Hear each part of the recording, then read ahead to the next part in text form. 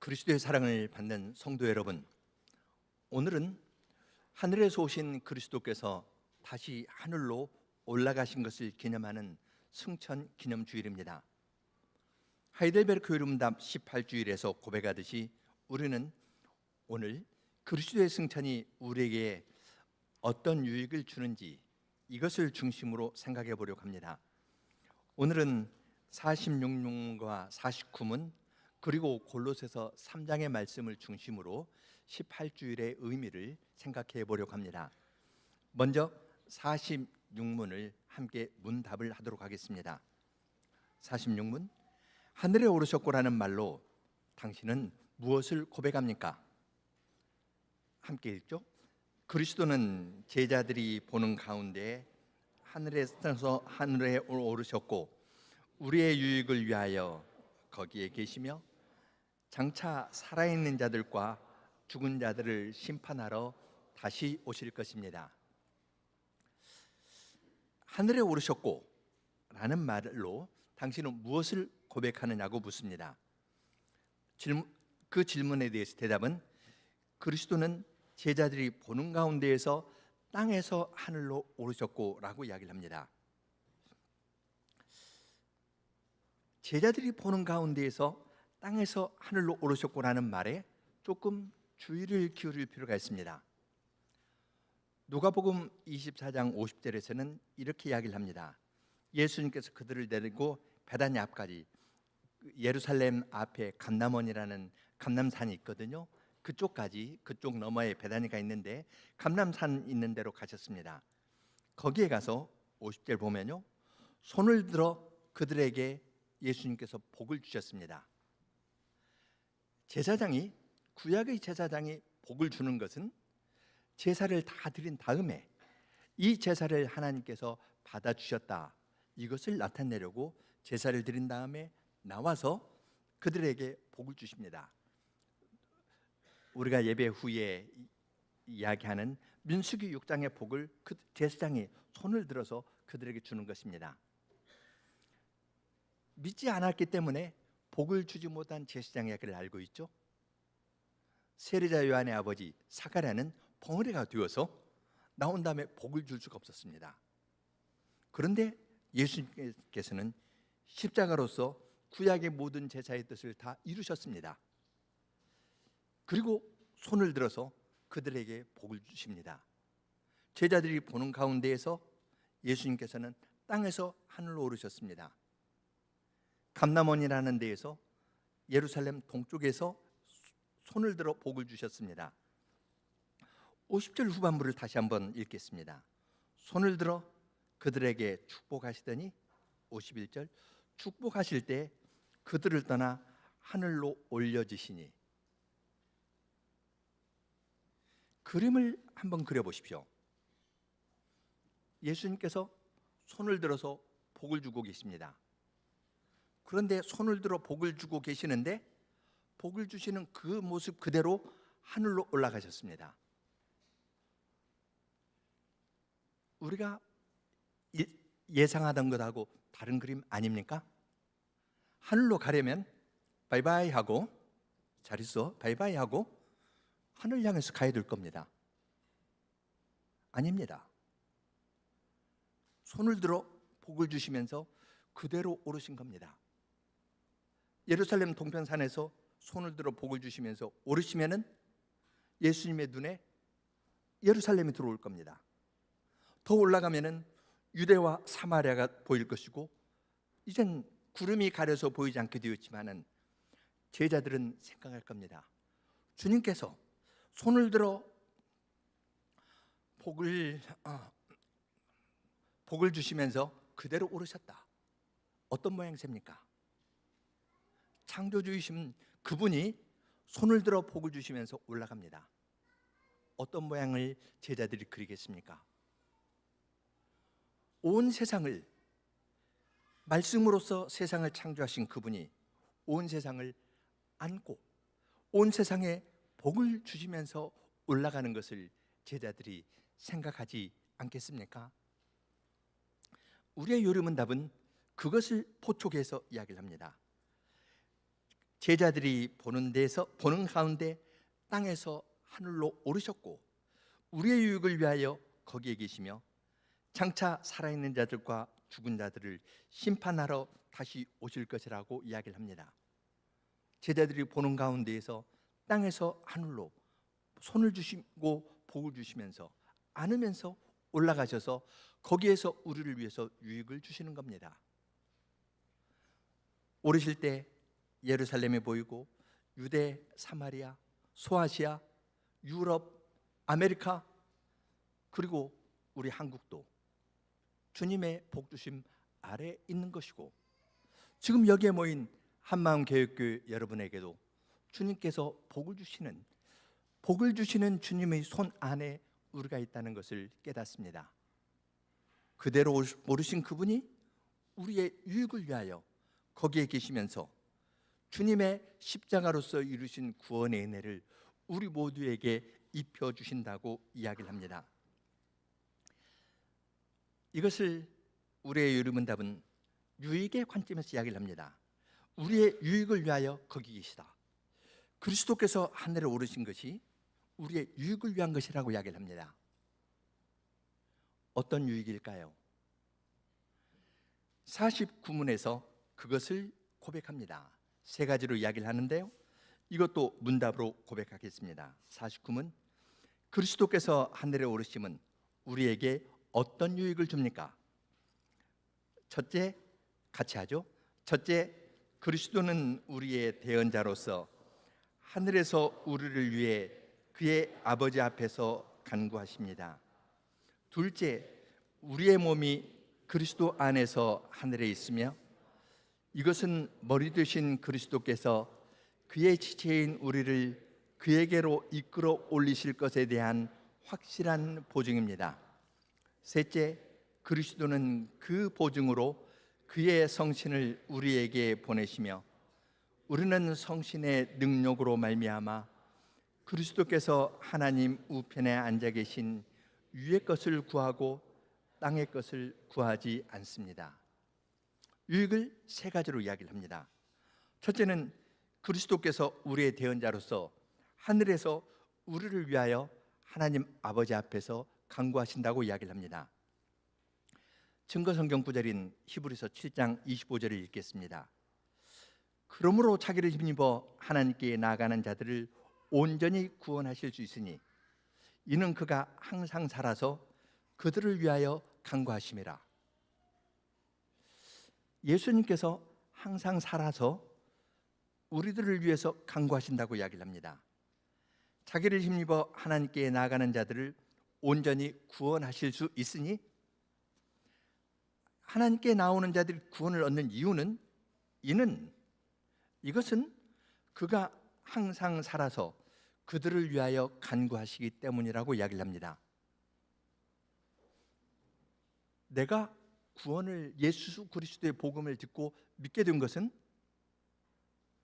히브리서 7장 25절에서는 나 때문이 아니고 예수님께서 항상 살아서 성부 하나님께 땅에 있는 나를 위해서 내가 십자가에서 달린 것은 저 사람을 위한 것입니다 하고 십자가의 구원의 은혜를 그에게 입혀주시기를 위해서 하나님께서 기도하시니까 내가 복음의 말씀을 듣고 믿게 된 거라고 고백합니다. 주님의 복음의 말씀에 반응을 하지 않던 나의 가족이 복음에 대해서 반응을 하고 나오게 된 것은 내가 모범적으로 살았기 때문이 아니라 하나님께서 나의 가족 이 사람을 위해서 하나님 우편에서 기도하고 계시기 때문에 나의 가족이 구원을 얻는 겁니다. 유아 세례 때 하나님의 언약에 있다고 선언을 받은 나의 자녀가, 언약의 자녀가 신앙을 고백하고 주님께 나온 것은 부모인 우리가 잘 가르쳤기 때문이 아닙니다. 예수님께서 승천하신 그분이 항상 살아서 나의 언약이 저 아이에게도 있다, 그렇게 기도하시기 때문에 이 자녀가, 언약의 자녀가 신앙을 고백하고 나오게 된다고 이야기를 합니다. 둘째 유익에 대해서 이야기를 합니다. 둘째는 우리의 몸이 그리스도 안에서 하늘에 있으며 이것은 머리 되신 그리스도께서 그의 지체인 우리를 그분에게로 이끌어 올리실 것에 대한 확실한 보증이라고 이야기합니다. 우리의 몸이 그리스도 안에서 하늘에 있다고 이야기합니다.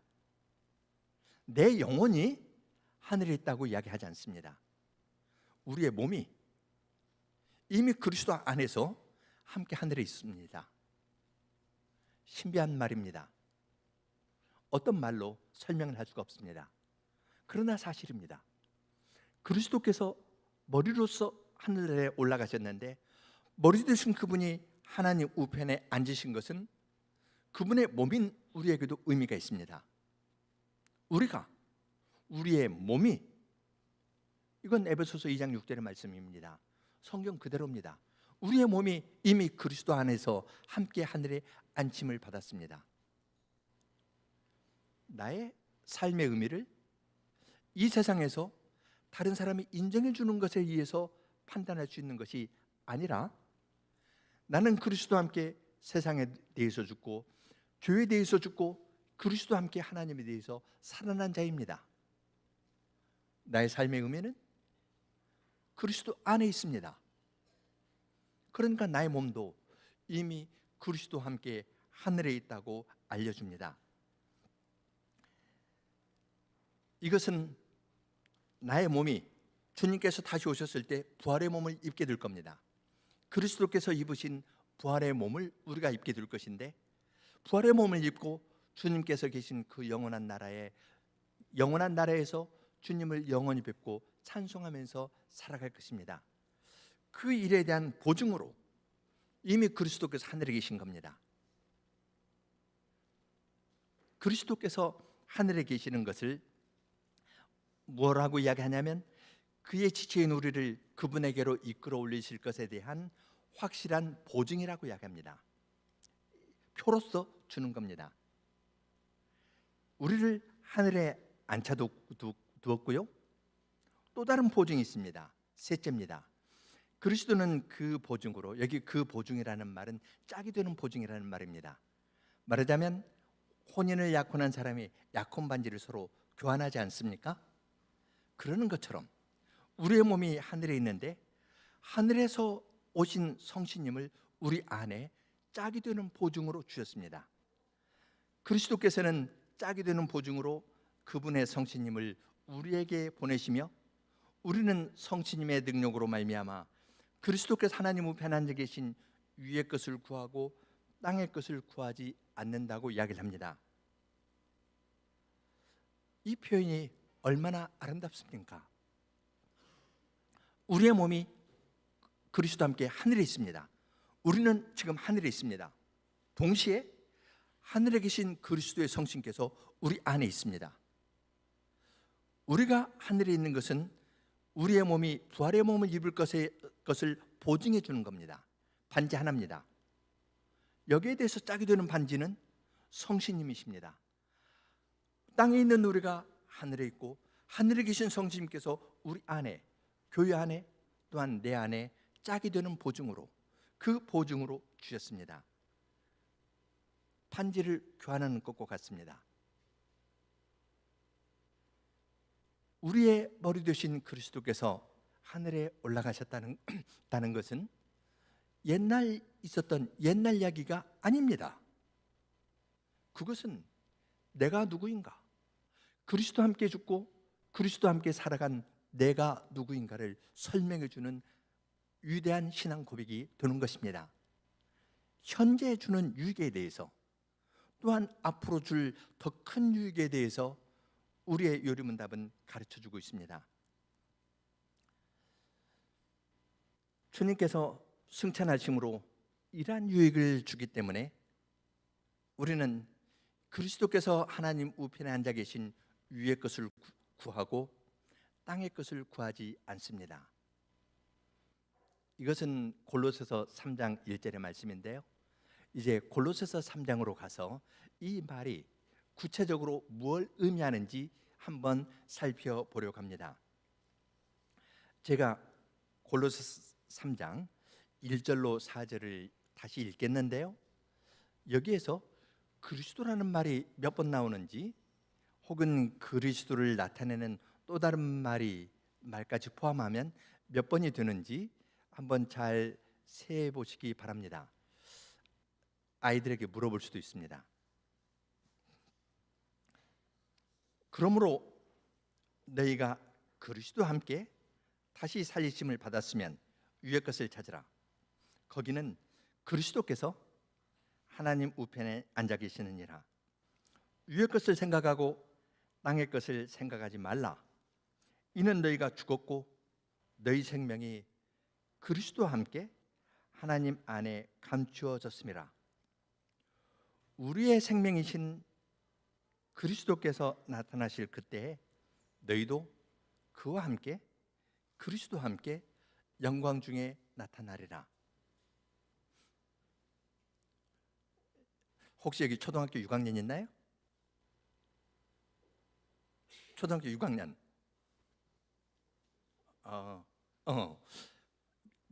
그리스도라는 말이 몇 번 나오니? 그 5번. 그렇지. 혹시 그리스도 함께라는 말은 몇 번 나오니?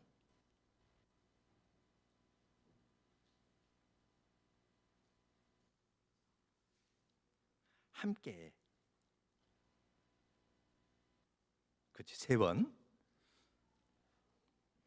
우리에 대해서 이야기를 하는데요, 그리스도를 우리의 생명이라고 이야기합니다. 그리스도 함께라는 말을 이야기를 하면서 여기에 대해서 짝이 되는 것은 너희의 생명이신 그리스도, 우리의 생명이신 그리스도. 그러면서 그리스도를 이야기를 하면서 우리에 대해서 이야기하는 것을 볼 수 있습니다. 그리스도께서는 하나님이시고 우리를 위해서 구원의 일을 이루시고 지금 하나님 우편에 앉아 계신 이 세상의 통치자이십니다. 그런데 사람들은 그리스도를 인정하지 않습니다. 하나님과 그리스도라는 말을 요즘에는 욕처럼 사용합니다. 없는 것처럼 대합니다. 그러니까 그리스도와 연합한 신자들에 대해서도 어떻게 하겠습니까? 예수 믿는 사람이 좋다고 이야기할까요? 그리스도의 생명이, 그리스도를 사람들이 모르니까 그리스도와 함께 연합한 우리에 대해서도 모릅니다. 신자의 진정한 삶의 동력이 무엇인지 모르고 무시하고 짓밟으려고 합니다. 악을 행하자고 하는데 함께하지 않으니까 그윽한 말로 헐기도 하고, 때로는 노골적인 말로 해하기도 하고, 더 나아가면 육체적인 폭력을 가하는 일들도 적지 않습니다. 그것은 사람들이 하나님의 아들인 그리스도의 영광을 모르기 때문에 그리스도를 십자가에 못 박은 것과 똑같은 원리에서 나온 것입니다. 그리스도께서 영광의 주인 줄 안다면 어떻게 십자가에 못 박을 수 있겠습니까? 모르니까 그런 것입니다. 그런데 그것은 그리스도 그분에 대한 이야기만이 아니라 우리 이야기입니다. 4절에 너희의 생명이 그리스도와 함께 하나님한테 감춰졌다 이야기하고 3절에서 그랬죠. 4절 우리의 생명이신 그리스도라고 이야기를 합니다. 내 생명은 어디에 있냐면 그리스도 안에 있습니다. 나는 그리스도와 연합한 사람이니까 내 삶의 의미는 그리스도께서 나타나실 때 온전히 나타날 것입니다. 그 전에는 내 삶의 의미가 무엇인지, 내가 왜 인내하면서 어려운 가운데에서 가는 것, 이 삶의 의미가 무엇인지 주위 사람들은 모릅니다. 부활하신 그리스도를 모르니까 그리스도와 연합한 우리의 삶을 모르는 것도 당연한 것입니다.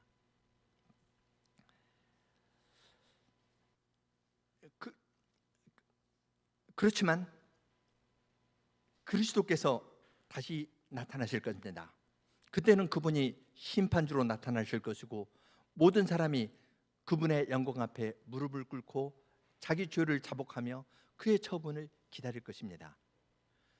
주님께서 다시 오셔서 영광 가운데 나타나실 때 우리의 삶의 의미도 그리스도와 함께 영광 중에 나타날 것을 우리들에게 알려줍니다.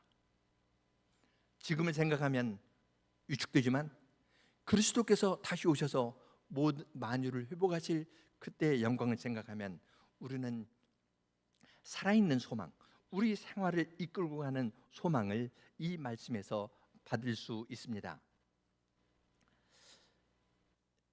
그리스도와 함께 죽었기 때문에 이제는 땅의 것을 추구하지 않고 그리스도께서 하나님 우편에 앉아 계신 위의 것을 추구하는 삶이 무엇인지를 3절부터 5절부터 구체적으로 이야기합니다.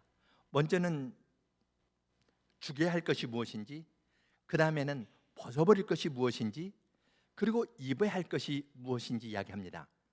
그리스도와 함께 죽거든요. 죽는 것, 그리스도와 함께 죽었기 때문에 죽여야 할 것이 무엇인지를 이야기를 하고요, 옛사람을 벗어버렸거든요. 벗어버려야 될 것이 무엇인지, 우리가 그리스도 안에 새 사람을 입었거든요. 그래서 입어야 될 것이 무엇인지 아주 바울 사도는 매우 구체적으로 이야기를 해줍니다. 5절로 6절에서는 죽이라 라는 말로 이야기를 합니다. 그러므로 땅에 있는 지체를 죽이라. 곧 음란과 부정과 사욕과 악한 정욕과 탐심이니 탐심은 우상 숭배니라. 이것들로 말미암아 하나님의 진노가 임한다고 이야기합니다. 땅에서 사람들이 살아가는 것은 음란, 어떤 즐거움을 추구하는데 이건 탐심하고 관계 있습니다.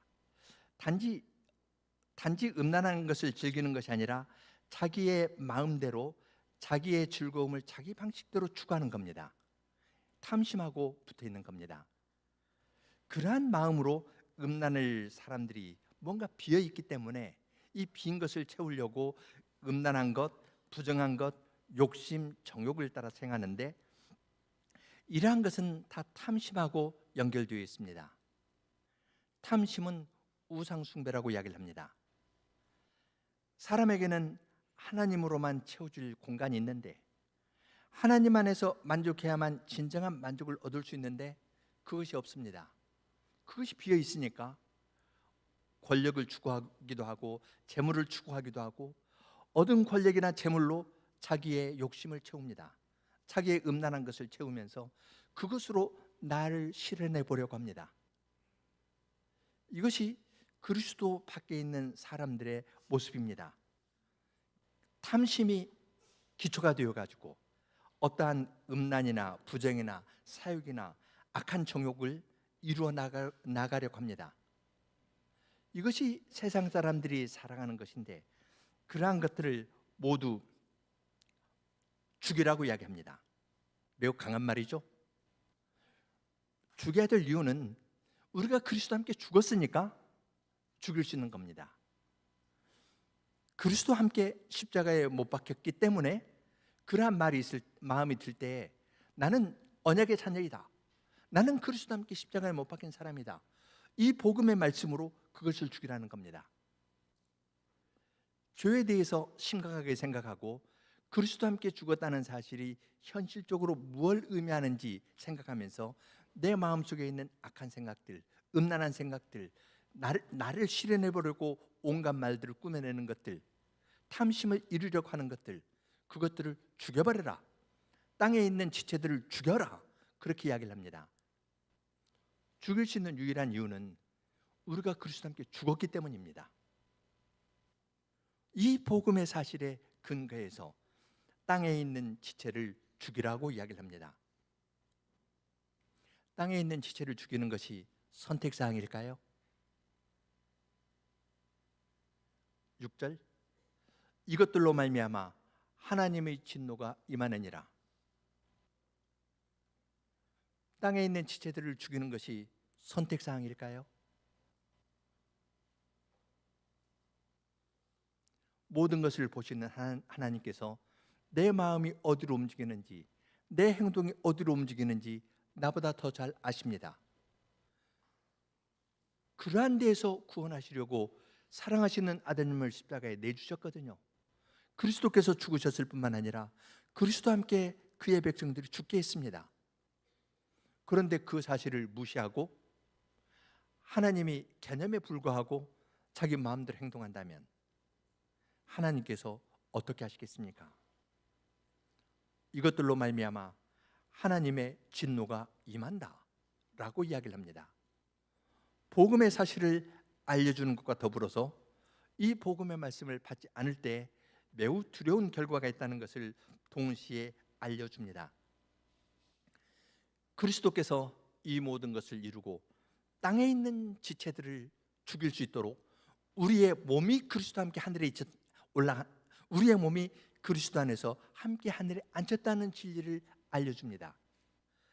그리스도께서 하늘에 올라가신 이 복음의 사실, 그리스도 안에서 우리의 몸도 하늘에 있다는 사실을 알 때 우리는 땅에 있는 지체들을 죽일 수가 있습니다. 그쪽으로 마음이 안 가는 겁니다. 관심이 없어집니다. 재미가 없어집니다. 그리고 주님께 더 나아갈 수 있게 됩니다.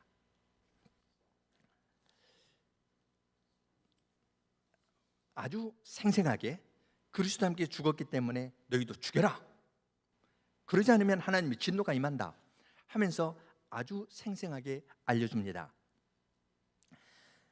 7절부터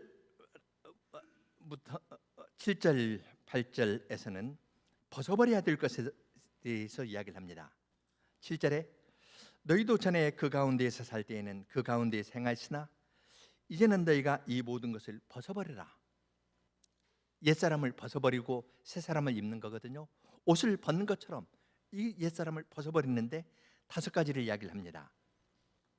분함과 노여움, 악의와 비방, 너희 입에 부끄러운 말들, 이러한 것들을 벗어버리라고 이야기합니다. 죽일 것도 5개 이야기를 했거든요. 음란과 부정, 사욕과 악한 정욕, 탐심, 그리고 탐심은 우상숭배다, 이렇게 이야기를 했는데요, 바울 사도는 아주 구체적으로 이야기를 합니다. 여기 벗을 것도 5가지를 이야기합니다. 분함과 노여움, 악의와 회방, 그리고 입에 부끄러운 말들, 그리고 이것을 요약해서 그것은 거짓말이라고 이야기합니다. 거짓말은 진리가 아니고 거짓말을 이야기를 하는데요, 사탄이 거짓의 아비입니다. 거짓의 아비인 사탄이 어떤 말들을 가지고 전파하는데, 사탄이 우리에게 주는 것은 미움입니다. 나를 사랑하기 때문에 다른 사람을 미워하는 겁니다. 분함과 노여움, 악의와 비방, 그리고 부끄러운 말들 하는 것들을 사탄은 재미있는 것으로 이야기를 하면서 그러한 말들을 교회 안에서도 퍼치면서 자기의 종으로 삼으려고 합니다. 주님께서는 하나님의 사랑을 알려주시는데 사탄은 미움을 전파합니다. 말을 통해서 미움이 전파됩니다. 정보를 공유한다 하는데 그 말을 들으면 화전, 불화살을 쏘는 것처럼 어떤 따끔하게 맞고, 불화살 맞으면 그 다음에 속에서 불이 나거든요. 처음 들을 때는 가벼운 말 같은데 그 다음에 부사를 박히면 불이 나는 것처럼, 그냥 무심코 농담같이 들었던 말이 마음에 박혀가지고 내 속에서 불이 나는 것 같거든요. 그런 말들을 쏘고 그러한 말들을 퍼치면서 편을 가르고 다른 사람을 왕따시키는 것이 이 세상입니다. 이것은 거짓의 아비인 사탄이 일으키는 일들입니다. 그러한 것들, 그건 옛사람입니다. 벗어버려라. 주님을 따른다는 것은 복음을 잘 믿는 건데요, 복음을 믿고 복음의 말씀에 순종한다는 것은 매우 구체적인 겁니다. 다른 사람을 미워하는 마음이 생기는 말들 들었으면 전파하면 안 되는 겁니다. 그렇게 하는 말들을 전파하면서 어느 편에 붙고 저 사람을 밀어내려고 하는 그러한 말들은 주님께서, 승천하신 그리스도께서 우리 입에 넣어주시는 말이 아닙니다. 그런 것들은 멀리하는 겁니다.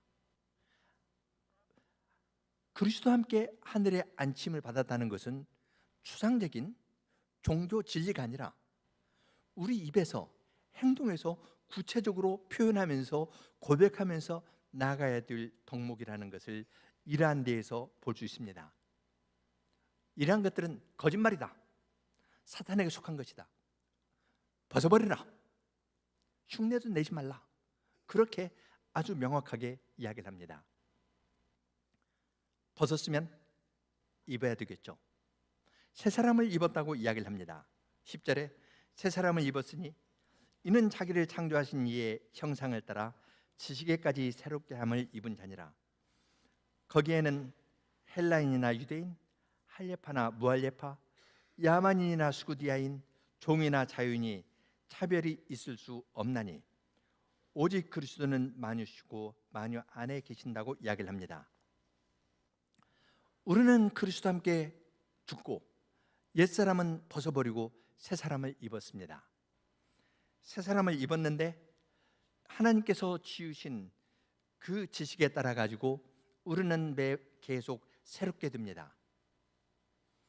여기서 새 사람을 입었다 했는데요, 새 사람이 개인이겠습니까? 이 문맥에서요? 아니면 교회겠습니까? 내가 그리스도와 함께 죽고 그리스도와 함께 살았으니까 새 사람인 건 맞습니다. 그런데 바울 사도가 높이 드신 그리스도를 이야기를 하면서 우리의 생명을 이야기할 때의 새 사람은 나 개인을 넘어섭니다. 태초에도 그렇지 않습니까? 하나님께서 사람을 하나님의 형상으로 지으시되 남자와 여자를 하나님의 형상으로 지었습니다. 남자와 여자가 함께 하나님의 형상이었습니다. 새로운 사람으로 우리를 지었는데 이 새로운 사람은 헬라인이나 유대인, 할례파나 무할례파, 야만인이나 수구디아인, 종이나 자유인이 차별이 없는 자들이 새 사람입니다. 내가 새 사람인가 아닌가? 이것을 생각하면요, 답을 쉽게 찾을 수 있겠습니까? 여러분이 집에서 혼자 나를 열심히 바라보고 반성하면은 거기서 믿음의 확신을 가질 수 있습니까? 주님의 은혜로 가능합니다. 그렇지만 우리가 통상적으로 내가 하나님의 언약에 속해 있다는 것을 어디에 살 수 있습니까? 이 자리 아닙니까? 여기에서 함께 삼위 하나님의 이름을 부르고 찬송하는 데에서 우리는 서로를 발견합니다. 나하고 영 전혀 다르고 어울릴 것 같지 않은 사람인데, 그러나 복음의 말씀을 듣고 저 사람이 이렇게 갈등하는구나, 이렇게 고민하는구나, 나도 이렇게 고민하는데 주님의 말씀이 똑같은 효과를 내고 있구나, 이러한 것을 확인하면서 우리는 형제를 더 확인하지 않습니까?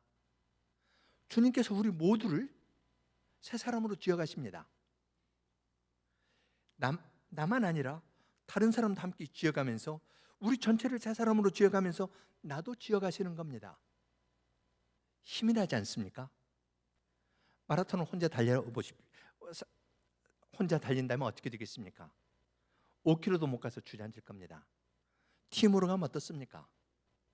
서로 격려하고 앞서고 뒤서고 하면서 격려하면서 끝까지 완주할 수 있지 않습니까? 주님께서는 눈물 골짜기와 같은 이 세상을 지날 때 주님의 백성들이 혼자 외롭게 가도록 하지 않으셨습니다. 어머니와 같은 교회 안에 불러서 서로를 격려하면서 서로를 믿음 안에서 발견하면서 나아가도록 하신 것입니다. 새 사람을, 우리 모두를 한 새 사람으로 지어나가십니다. 한 새 사람으로 지어나가시는 큰 일을 보여주면서 나도 그 무리 가운데 하나입니다. 이 사실 안에서 우리는 큰 확신을 얻게 됩니다. 물론 현실에서는 그렇지 못한 경우도 있습니다. 이 사회가 혈연, 학연, 지연, 직업으로 나뉘듯이 교회 안에서도 그런 모습들이 있을 수 있습니다.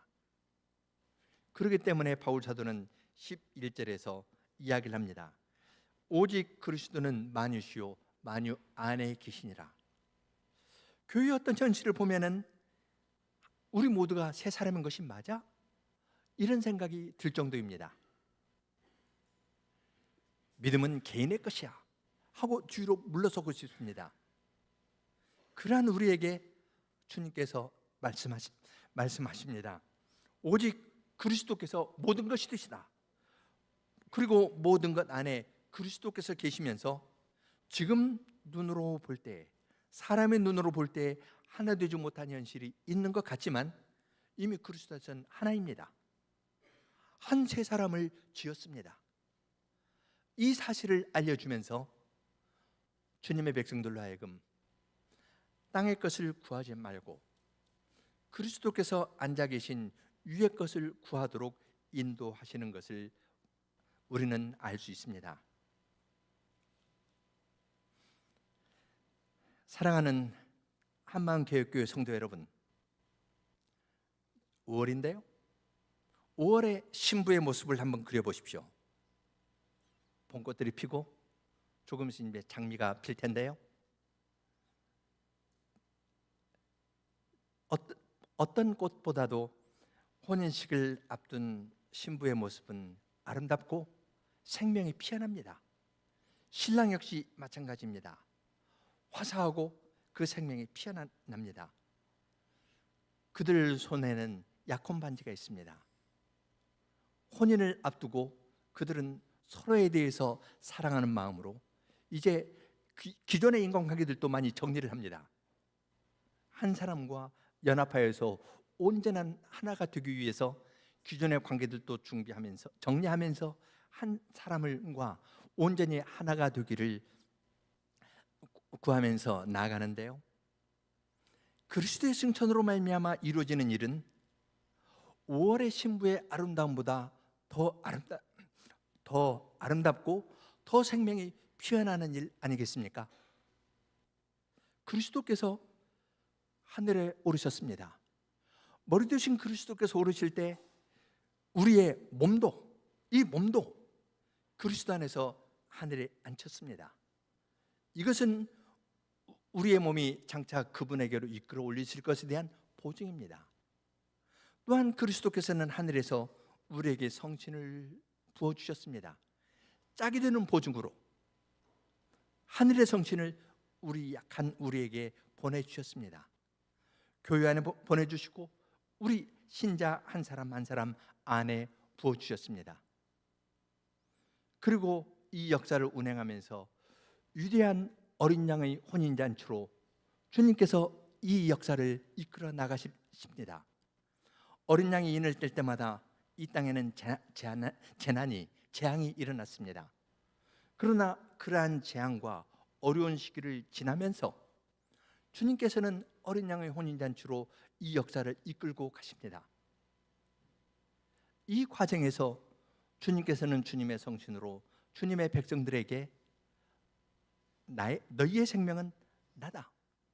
지금 이 땅에서 어린 양이 인정되지 않기 때문에 주님의 이름을 함부로 대하는 일들이 있는데 내가 이 세상 사람들에게 멸시를 받는 것처럼 그리스도인인 너희들도 멸시를 받고 있는 일이 있지만 그러나 내가 재림주로 심판주로 오셔서 이 모든 것을 심판하고 영원한 안식으로 영원한 기쁨에 가득한 어린 양의 혼인잔치로 주님의 백성들을 인도해 주시겠다고 우리에게 약속해 주십니다. 이것처럼 우리에게 기쁜 소식이 어디에 있겠습니까? 주님께서 하늘에 오르셨다는 것은 옛날 이야기가 아닙니다. 신화가 아닙니다. 이것은 이 역사의 현재 이루어지고 있는 가장 중요한 사실입니다. 하늘에 오르신 그리스도께서는 하나님 우편에 앉아 계시면서 지금 모든 것을 통치하고 계십니다. 모든 것을 통치하시면서 어린 양의 혼인잔치로 역사를 이끌어가고 계십니다. 이 약속이 우리에게 있습니다. 우리가 그리스도와 함께 죽었고 그리스도와 함께 살아서 하늘에 앉아 있는데 우리가 땅에 있는 지체들을 죽이지 못하고 이 지체로 내가 하고 싶은 것을 한다면 내 탐욕을 따라서 음란한 일을 하거나 부정한 일을 하거나 다른 사람을 욕하거나 미워하는 일을 한다면 이것이 어린 양의 혼인잔치를 기대하는 신부로서 적합한 일이겠습니까? 결코 아닙니다.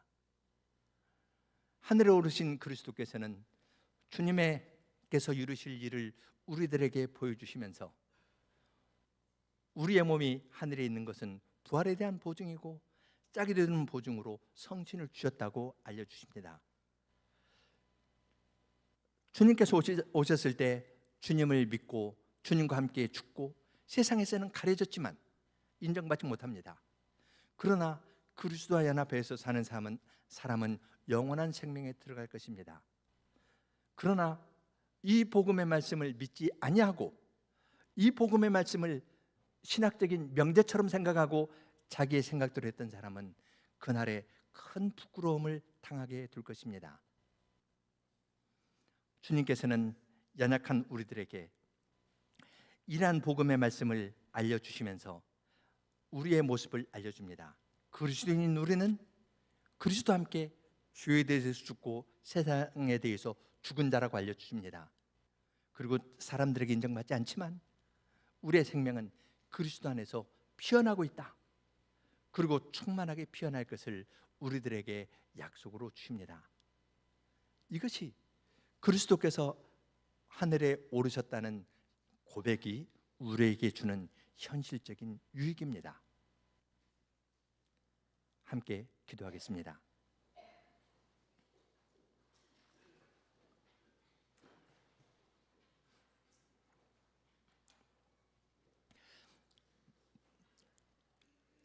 하늘에 계신 하나님 아버지, 주님께서는 땅에 있는 저희들을 구원하여 영원한 영광으로 인도하시려고 사랑하신 아드님을 이 땅에 보내셨고, 아드님께서 구원의 일을 다 이루시고 하늘에 오르실 때에는 또한 그리스도 안에서 저희의 몸도 하늘에 앉혀주셨습니다. 그리고 연약한 저희들을 위하여 짝이 되는 보증으로 성신님을 저희들에게 주셔서 저희들로 하여금 위대한 어린 양의 혼인잔치를 바라면서 나아가도록 하여 주셨사오니, 저희들이 이 복음의 말씀을 믿음으로 굳게 붙잡고 살아가는 사람들이 되게 하여 주시기를 구합니다. 저희가 그리스도와 함께 세상에 대해서 죽고 죄에 대해서 죽었으니 땅에 속한 지체들을 다 죽이면서 살게 하여 주시옵소서. 음란과 부정과 사욕과 악한 정욕과 탐심을 죽이게 하여 주시고, 분함과 노여움과 악의와 회방과 부끄러운 말들을 벗어버리고 다른 사람과 함께 새 사람으로 살아가도록 저희들을 인도하여 주시기를 구합니다. 생활에서 그리스도의 승천이 주는 유익을 저희들이 늘 맛보면서 주님을 경외하는 데 살아가도록 저희들을 인도하여 주시기를 구합니다. 예수님 이름으로 기도합니다. 아멘.